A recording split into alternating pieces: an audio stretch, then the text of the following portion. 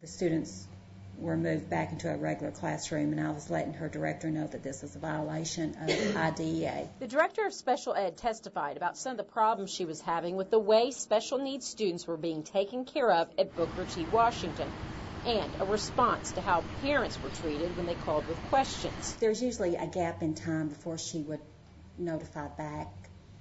Was that typical with the other elementary schools, or was the gap in time with Booker T. Washington larger than normal, or longer than normal?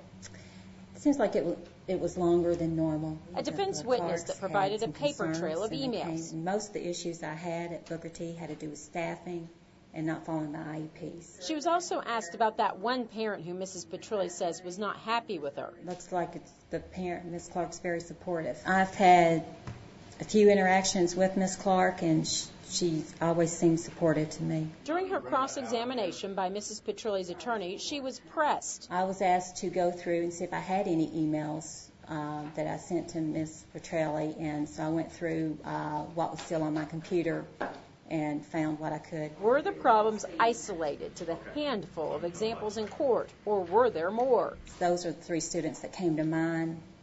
There were other students, I'm sure, but can I tell you the details? No, cannot. Asked about the August 26th cabinet meeting, the Sunday before Mrs. Petrilli turned in her resignation. The purpose of the meeting, he was concerned, and he wanted the cabinet to come together. Okay, what were the concerns? Concerned about what was going on with Booker T. and Ms. Petrilli. Okay, like what?